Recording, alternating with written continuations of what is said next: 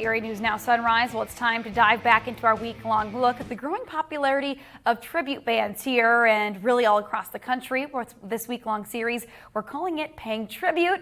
Our Mark Soliday is standing by with more. Mark, you talked to a tribute band recently. Yeah, catching up with a couple of them actually, from the 8 Great Tuesdays concerts down in Erie's Bayfront to a lot of the clubs right here at home. It's pretty easy to find a tribute band on a local stage these days. But not many of those bands get to the stage at downtown Erie's Warner Theater. But the veteran Led Zeppelin tribute band Get the Lead Out did just recently, and I got a chance to sit down with some of the band members to get their unique take on this tribute band trend.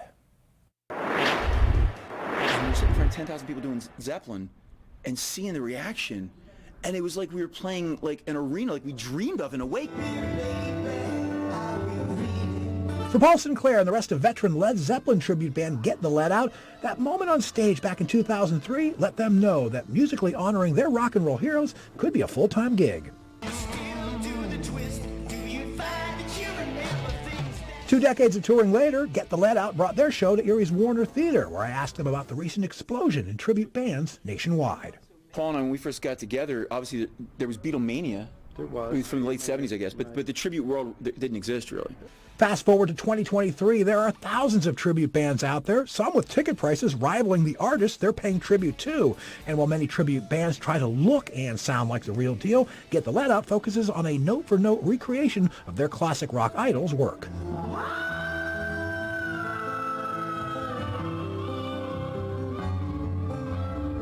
And it leads to a sort of mutual love affair involving the band, the music, and the fans. They feel the music the way we do because we love it. We play it as if it's our own, and the fans love it too. They get what we're doing, and then there is that exchange, right? Yeah. They know that we're putting that much into it, and so it makes them like it even more. But with the proliferation of tribute bands, have we hit the saturation point? The sad thing is, though, because everyone can, put on a costume, do this, unfortunately, it encourages a lot to say, hey, let's put one together, and before you know it, now the market's flooded with a lot of, lesser quality ones, and so bands like ours get a bad rap. People are constantly writing all the time, on our promos if they haven't seen it, so they just see a promo for a Zeppelin band. Oh, a bunch of wannabes. I'm like, oh, man, no. With parents now bringing their kids and even grandkids to their shows and more than 130 dates on the tour schedule for Get the Lead Out this year, members of the band say they can't see this tribute band wave of popularity dying down anytime soon. I've often said our audience's age runs from 8 to 80. It's true.